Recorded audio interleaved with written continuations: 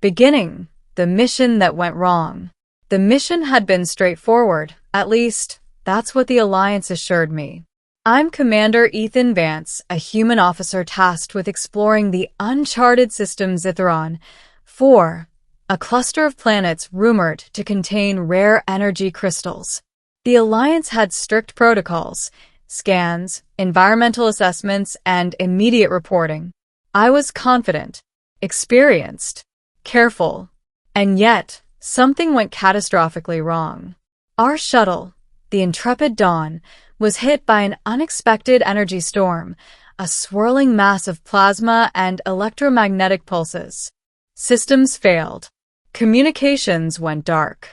I barely managed to activate the emergency pods before the shuttle's core detonated. The last thing I remembered was the blinding light and the violent shudder of the craft breaking apart.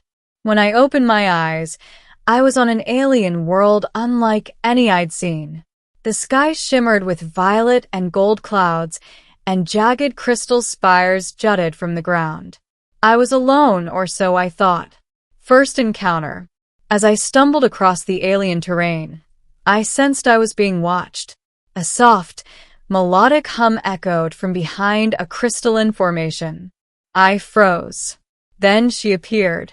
The alien woman, tall, lithe, with skin that shimmered like liquid silver and eyes the color of molten gold, watched me intently. She moved with grace and purpose, yet there was hesitation in her stance. You're alive?" she whispered, her voice trembling. "This can't be, you're alive." Her shock was palpable. For a moment, I could barely respond. I wanted to say something, anything, but my own mind was racing. Why was she shocked? Who was she? Finally, I stammered. "I survived." "Where am I?" "Who are you?" Her gaze softened, but the tension didn't leave her eyes. "I am Veyla, protector of this world. And you shouldn't be here. You were lost." I realized then that her reaction was not mere surprise. It was recognition. She knew me. Somehow, she had expected me dead. Learning her story, Veyla led me to a hidden sanctuary nestled between towering crystal formations. There, she revealed the truth. Zithron 4 had been a site of covert Alliance experiments decades ago, testing human and alien compatibility with planetary energy sources. My shuttle had been sabotaged, not by the storm, but by forces unknown to the Alliance. Veyla's people had been monitoring the site for centuries. They had anticipated human presence and had intervened to protect the planet. When my shuttle was destroyed, she had presumed I was lost, just as all records indicated. "You survived against all odds," she said. "Your species is resilient. And yet, there is more to your survival than luck." I realized her people were advanced both technologically and mentally.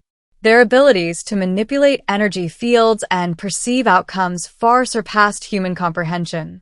And now, my survival had placed me at the center of their observation. The bond forms. Over the following days, Veyla guided me through the alien world. She taught me how to navigate the crystal terrain, harness localized energy flows, and remain unseen by the planet's guardians, massive sentient constructs that patrolled the environment. At first, I relied solely on my human instincts, caution, calculation, and survival strategies. But Veyla challenged me constantly. She encouraged risk, improvisation, and thinking beyond linear strategies. During one excursion, we encountered a plasma rift, a swirling vortex that could disintegrate matter instantly. I froze. Veyla didn't. She extended her hand, her energy shimmering around her fingers. "Trust me," she said. Hesitantly, I followed her lead, and together we crossed the rift using her manipulation of the ambient energy. I realized something vital. Her shock at seeing me alive wasn't fear. It was hope, a spark that I could endure and adapt. That shared experience forged a connection. We began communicating without words at times, anticipating each other's movements and intentions. The threat revealed. The relative calm shattered when Veyla revealed a looming threat, a rogue alien faction seeking to claim Zithron 4's energy crystals for war purposes. They will kill anything human and alien that stand in their way, she warned. They will come for you next. I was stunned. I had survived the shuttle crash, the alien terrain, and near-death encounters, yet the danger was far from over. Veyla prepared me for combat training using alien techniques, energy manipulation, and stealth tactics. Each day, she pushed my limits. By the end of the first week, I was no longer merely surviving. I was learning to thrive in an alien environment, blending human ingenuity with Veyla's teachings. Moments of connection. Despite the looming threat, moments of intimacy and trust emerged. One night, under the violet skies of Zithron 4, we rested near a pool of luminescent water. She shared stories of her lineage, a line of guardians responsible for protecting the planet's energy sources. You thought you were alone, lost and doomed, she said softly. And yet you're here, alive. You've earned my respect and my trust. I felt a warmth I hadn't expected. Here was a being from another world, not just saving me, but acknowledging my presence, my courage, and my humanity. I'm honored, I replied. I wouldn't have survived without your guidance. Her eyes glimmered. And yet you were meant to survive. That is why you're here. The invasion begins. The rogue faction arrived sooner than expected. Massive ships appeared in the sky, cutting off any chance of escape. Their energy weapons targeted the crystal formations and attempted to track us through the terrain. Veyla and I had to act quickly. Using her energy manipulation, I assisted her in creating defensive barriers, misdirecting the invader sensors, and deploying traps within the crystal valleys. It was a brutal, tense engagement. Every second mattered.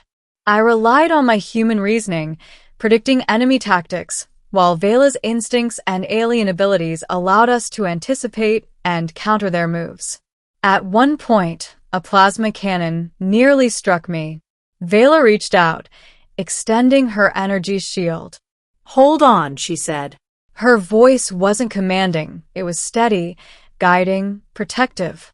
I felt an overwhelming sense of partnership. We weren't human and alien, master and protector. We were equals, working in synchrony, turning the tide.